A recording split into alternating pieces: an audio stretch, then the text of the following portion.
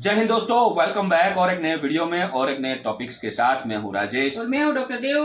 दोस्तों, आज का जो वीडियो है वर्ल्ड अफेयर चैनल की ओर से है और जो वीडियो का टाइटल है दोस्तों, great opportunity for India as Japan fail to 4th position in global GDP ranking. तो दोस्तों, ये वीडियो जो है, जो भी स्टूडेंट देख रहे हो या कोई मतलब कंपटीशन एग्जाम की तैयारी कर रहे हो, उसके लिए मैं बोलूँगा कि ये वीडियो लास्ट तक जरूर देखना। वीडियो को देखने के बाद आपको इस वीडियो की लिंक जो है डिस्क्रिप्शन में मिल जाएगी, ओरिजिनल वीडियो की लिंक। आप वहाँ पे मतलब उस चैनल पे विजिट करके चैनल को सपोर्ट करते रहो। बहुत ही बढ़िया एजुकेशन रिलेटेड और खास करके वर्ल्ड अफेयर के रिलेटेड वीडियो उसमें आपको डेली मिलती है। और जो भी गवर्नमेंट एग्जाम या कंपटीशन एग्जाम की तैयारी कर रहे हो उसके लिए बहुत ही इंपॉर्टेंट वो चैनल है दोस्तों। बिल्कुल फ्री है, कोई उसमें चार्जेस नहीं है। और एक बात मैं आपको यहाँ पे बोल दूं कि ये कोई भी वीडियो हम यहाँ पे ला रहे हो कोई प्रमोशनल वीडियो नहीं होती है, ये यहाँ पे मैं आपको क्लियर करूंगा। और उसके अलावा दोस्तों, आपको हमारे चैनल में कोई भी चेंजेस करना चाहते हो, जो आपको लगे कि चेंजेस करना जरूरी है या तो अच्छा है, तो आप हमें सजेस्ट जरूर कीजिएगा। आपको हमारी जो ईमेल आईडी है डिस्क्रिप्शन में मिल जाएगी। वीडियो के लिए कोई सजेशन करना चाहते हो और कोई वीडियो रिएक्ट करवाना या रिव्यू करवाना चाहते हो तो आप हमें उस वीडियो का लिंक भेज सकते हो। तो चलिए दोस्तों, पहले वीडियो देखते हैं। वीडियो देखने से पहले चैनल पे पहली बार आए हो और अब तक आपने चैनल को सब्सक्राइब नहीं किया दोस्तों, तो चैनल को सब्सक्राइब जरूर से कर लीजिएगा। और वीडियो अच्छा लगे तो लाइक शेयर जरूर से कीजिए। चलिए दोस्तों, वीडियो स्टार्ट करते हैं। World affair Prashant Dhawan. नमस्कार and I welcome you all to world affairs. मैं हूं प्रशांत धवन। नाउ रिसेंटली एक बड़ा बदलाव आया है ग्लोबल जीडीपी रैंकिंग में। यहाँ पर आप देख पाओगे ये जो रैंक है ना, ये हर इंडियन ने कई बार देखी होगी। हम लोग अभी रैंक 5 पर है। हमारी जो टोटल नॉमिनल जीडीपी है IMF प्रेडिक्शन के हिसाब से ये 3.7 ट्रिलियन डॉलर्स के आसपास है। हमारे ऊपर था जर्मनी, उसके ऊपर था जापान, फिर of course China, US. Now in दोनों को चैलेंज करने में टाइम लग जाएगा, 10 साल लग जाएंगे। बट हमारा टारगेट 2030 तक ये है कि रैंक 3 तक तो हम पहुंच ही जाएंगे। नाउ इसी बीच ना एक बड़ा चेंज ये आया है कि जो देश रैंक 3 पे था ये अब फिसल चुका है रैंक 4 पे, और रैंक 4 वाला देश रैंक 3 पे आ चुका है। तो यहाँ पर आप देख पाओगे IMF ने हाल ही में एक बड़ी प्रेडिक्शन करी है। इनके हिसाब से जर्मनी डिसलॉज कर देगा जापान को as world 3rd largest economy. यहाँ पे आप देख पाओगे IMF projects Japan GDP to fall to world 4th largest in 2023। Now ये एक बहुत बड़ा चेंज है। इसका इम्पैक्ट कहीं ना कहीं इंडिया पे भी होगा। मेरे हिसाब से एक पॉजिटिव इम्पैक्ट हो सकता है। जापान की जो इकोनॉमी है वैल्यू के हिसाब से बहुत ज़्यादा गिर रही है, क्योंकि इनकी जो करेंसी है ना, इसकी बहुत ज़्यादा पिटाई हो रही है। जी हाँ, जो जापानीज करेंसी है येन, इंटरनेशनली इसकी बहुत पिटाई हो रही है। तो पॉसिबिलिटी है कि जापान की जो ओवरऑल जीडीपी है ये ना ग्रो करे, इसकी वैल्यू भी कम हो जाए। तो डिस्कस करेंगे इस टॉपिक को इन डेप्थ। बहुत कुछ यहाँ पे आपको जानने को मिलेगा, मगर आगे बढ़ने से पहले आपसे पूछूंगा एक क्वेश्चन यहाँ पर ये है कि जब हम जीडीपी को कैलकुलेट करते हैं, बहुत ही इंटरेस्टिंग क्वेश्चन है, एक बार ना अटेम्प्ट करना है इसको कमेंट सेक्शन में। मैं देखना चाहता हूँ कितने लोग इसको करते हैं सही। जब हम इंडिया में जीडीपी करते हैं कैलकुलेट, तो हम बेस ईयर क्या मान के चलते हैं? 2004 2005, 2019-20, 2011-12 या फिर 1947-49? कमेंट सेक्शन में करिए उत्तर। मैं देखना चाहता हूं कितने लोगों को इसके बारे में पता है। नाउ ये आपके सामने एक बहुत ही इंटरेस्टिंग टेबल है। यहाँ पर दुनिया के जो मेजर इंस्टीट्यूशंस हैं, चाहे IMF हो, वर्ल्ड बैंक हो, UN हो, इनके हिसाब से दुनिया की कंट्रीज की क्या जीडीपी है उसका डेटा आपको मिल जाएगा। नाउ यहाँ पे आप नोट करना, इंडिया आपको दिख जाएगा। इंडिया की जीडीपी ये दिखा रहे हैं 3.7 ट्रिलियन, बट ये फोरकास्ट है इस फाइनेंशियल ईयर के अंत का। IMF का मानना है कि इस फाइनेंशियल ईयर के अंत तक इंडिया की जीडीपी 3.7 ट्रिलियन डॉलर से ऊपर हो जाएगी। वर्ल्ड बैंक से आप अगर पूछो तो इनका एस्टिमेट 1 साल पीछे का रहता है। तो वर्ल्ड बैंक कहेगा कि इंडिया की जीडीपी आज भी 3.3 ट्रिलियन डॉलर्स के आसपास है। और वैसे इंटरनेशनली चाहे आप मार्केट एक्सपर्ट देख लीजिए या इकोनॉमिस्ट देख लीजिए, ज्यादातर IMF का जो डेटा है उसको ज्यादा कोट करते हैं। इंटरनेशनली भी आप देखोगे ट्विटर पे और जगह लोग IMF के डेटा पे जरा फोकस करते हैं, क्योंकि आप कह सकते हैं ये ज्यादा अप टू डेट होता है। नाउ यहाँ पे आप नोट कर पाओगे वर्ल्ड बैंक का डेटा अगर हम देखें ना, तो जापान की जीडीपी ये दिखाता है 4.2 ट्रिलियन, ऑलराइट। वेराज जर्मनी की जो जीडीपी है ये दिखा रहा है 4 ट्रिलियन। IMF ये कह रहा है कि 2023 में जो जर्मनी की जीडीपी है ये 4.4 ट्रिलियन डॉलर्स हो जाएगी। और जापान की जीडीपी बहुत ज़्यादा कम ग्रो करने वाली है, और इसका रीज़न यही है कि इनकी जो करेंसी है येन, इसकी वैल्यू इतनी कम हो चुकी है कि ग्रोथ इन नंबर्स को ना इंटरनेशनली ज्यादा रिकॉग्नाइज किया नहीं जा रहा। तो इसलिए बाय डिफॉल्ट अब इंडिया का जो टारगेट है 2000 आप कह सकते हैं 26-27 के लिए, ये जर्मनी नहीं रहा। नहीं तो इससे पहले आपको याद होगा बहुत आर्टिकल पब्लिश होते थे कि इंडिया जर्मनी की इकोनॉमी को बीट कर देगा 2027 तक या 2028 के आसपास। फॉर एग्जांपल यहाँ पे आप देख पाओगे आरबीआई के जो डेप्यूटी गवर्नर हैं माइकल पात्रा, इन्होंने ये कहा था कि जो फोर्थ लार्जेस्ट इकोनॉमी का टाइटल है ये इंडिया को मिल जाएगा 2026-27 के आसपास, फाइनेंशियल ईयर 2026 की ये बात कर रहे हैं। तो अब देखिए जर्मनी हमारा टारगेट नहीं रहेगा। जापान की जिस तरीके से पिटाई हुई है, गिरावट हुई है, अभी ना हम मोस्ट प्रोबेबली अपने एशियन राइवल जापान को बीट कर रहे हैं। ये अपने आप में काफी अच्छी बात है। मैं आपको बताता हूं क्यों।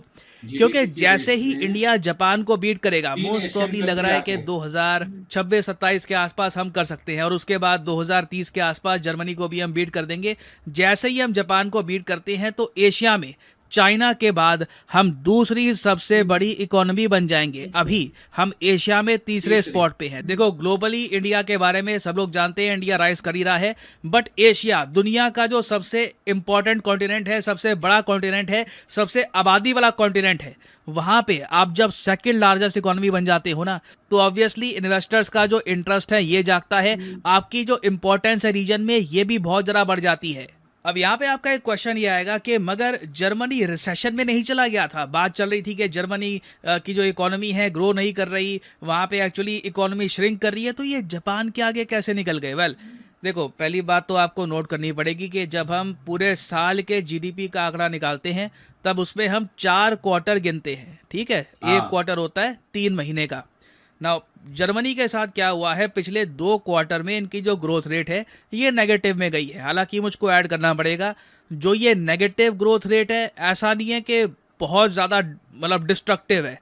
ये इनकी जो इकोनॉमी है थोड़ी बहुत श्रिंक करी है बाय 0.3%, तो इसको काफ़ी बार एक टेक्निकल रिसेशन भी कहा जाता है। ऐसा नहीं है कि इकोनॉमी डूबना स्टार्ट कर दिया था इकोनॉमी ने, बट हाँ टेक्निकली जर्मनी रिसेशन में चला गया था। उससे पहले आप अगर देखो तो जर्मनी की ग्रोथ रेट ठीक ठाक रही थी, तो बाय डिफॉल्ट इसलिए जर्मनी की इकोनॉमी में एक ठीक ठाक जंप देखने को मिला, और उसी जंप की वजह से ये जापान को बीट कर देंगे। और भारत के लिए अच्छी बात यह है कि आईएमएफ ने प्रोजेक्शन ये दिखाई है कि इंडिया कांस्टेंट स्पीड से आगे बढ़ता रहेगा। इंडिया आप कह लीजिए लिटरली एक हाथी की तरह ही है, एक स्टडी स्पीड से ना कॉन्स्टेंटली आगे बढ़ता रहेगा। 2023 में प्रोजेक्शन है आईएमएफ की कि इंडिया की जो जीडीपी ग्रोथ रेट है ये 6.3 रहने वाली है, और उसके बाद भी अगले साल में 2024 में भी ये कह रहे हैं जब जापान जैसे देश 1% ग्रो करेंगे, जर्मनी जैसे देश 0.9% ग्रो करेंगे, और इवन चाइना भी 4.2% ग्रो कर रहा होगा। ऐसे एनवायरनमेंट में भी इंडिया 6.3% की ग्रोथ रजिस्टर करेगा। हालांकि मुझे लग रहा है कि इंडिया मोस्ट प्रोबेबली ये जो प्रोजेक्शंस हैं इनको भी बीट कर देगा, इससे भी थोड़ी सी एक्स्ट्रा ग्रोथ ही दिखाएगा इंडिया। तो ओवरऑल देखिए जापान के लिए खराब न्यूज़ है, डीमोटिवेटिंग है जापान के लिए। इंडिया के लिए एक बहुत ही ज़्यादा अच्छी अपॉर्चुनिटी है। Second largest economy in Asia, बड़ा टाइटल होता है, India can achieve this in a few years. तो वापस आते हैं अपने क्वेश्चन में जो मैंने आपसे पूछा था कि इंडिया जो अपनी जीडीपी की कैलकुलेशन करता है कि हम जी इतने ट्रिलियन पे आ गए, 3 पॉइंट इतने ट्रिलियन पे हम आ गए हैं, तो ये जो जीडीपी की कैलकुलेशन है इसमें बेस ईयर हम क्या लेकर चलते हैं? तो सही उत्तर यहाँ पे है ऑप्शन सी 2011-12 का बेस ईयर हम मान के चलते हैं। हालांकि बीच में बातचीत हुई थी कि शायद ये जो बेस ईयर है हम 2020-21 को कर दें, इस साल या अगले साल, बट अभी के लिए सरकार ने कहा है कि नहीं, हमारा जो बेस ईयर है ऑन कांस्टेंट प्राइसेस ये 2011-12 का ही रहेगा। और फाइनली यहाँ पर मैं ये भी ऐड कर दूं कि आप थैंक यू दोस्तों वीडियो को यहाँ तक देखने के लिए। और जीडीपी के हिसाब से देखे जाए तो मतलब जापान के लिए तो बैड न्यूज लिटरली यही है। और जैसे जिस देश की जीडीपी गिरती है तो उसका मतलब गिरने नेगेटिव वे में ज्यादा गिरती है, तब ऐसा समझ लो कि वहां पे जो कंपनियां हैं वो ज्यादातर अब लॉस्ट में जा रही है, या तो वहां से वो निकल रही है। तो ये हो सकता है। बट जापान की तो यार इतनी उसकी जो टेक्नोलॉजी है बहुत बढ़िया मानी जाती है, जापानी टेक्नोलॉजी, लेकिन पता नहीं इतना गिरावट क्यों है, वो तो हमें रिसर्च जरूर करना पड़ेगा। लेकिन जर्मनी तो भाई पहले से ही उसका जो दबदबा है ग्रोथ रेट में, अब वो कभी डाउन नहीं होता है। ज्यादातर जितनी बार हमने देखा उतनी बार जर्मनी कभी डाउन में नहीं देगा।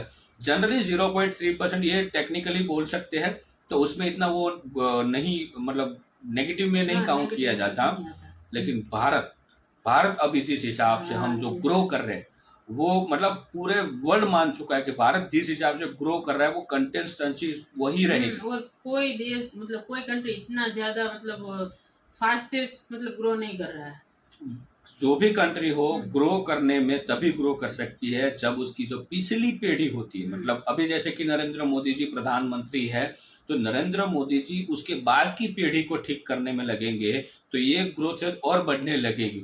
नरेंद्र मोदी जी के बाद और कोई प्राइम मिनिस्टर आए और वो भी यही सोचे, मतलब हर एक कंट्री को ये सोचना पड़ेगा।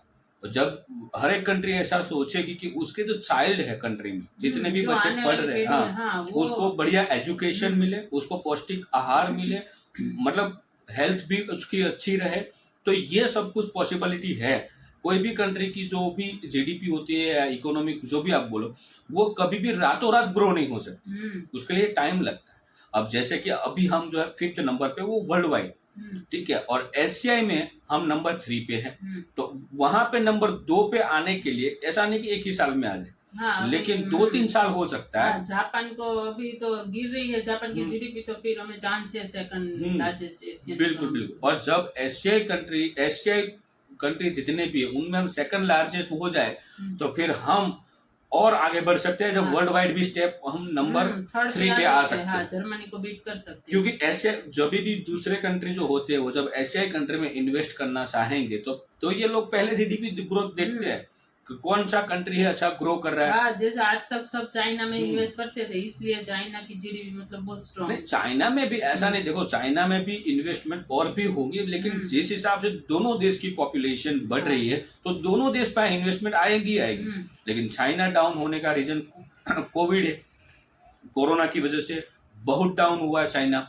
उसके अलावा भी बहुत सारे रीजन है। अभी वहां पे जो श्री जिनपिंग जी है उसको मतलब हटाने की बातें चल रही, तो ये सब कुछ थोड़े टाइम तक रहने ही वाला है चाइना में।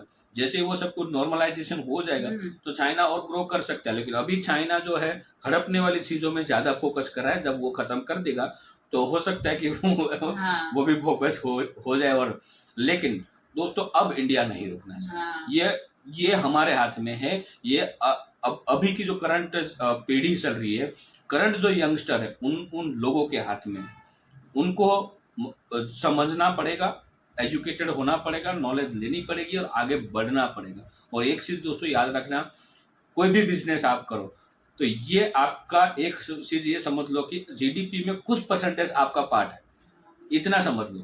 क्योंकि आप कोई बिजनेस स्टार्ट करोगे तो आप मिनिमम 4 से 5 लोगों को रोजगार दोगे, किसी का घर तो उस रोजगार से उन लोगों का घर अच्छा होगा तो वो भी आगे आपके साथ साथ बढ़ पाएंगे।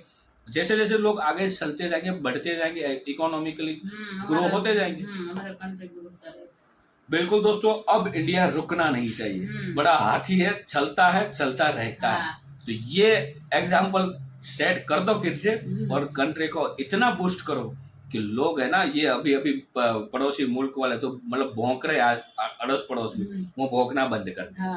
और हाँ, इन लोगों का देखना भी नहीं चाहिए, भौंकने तो से तेल लेने जाए।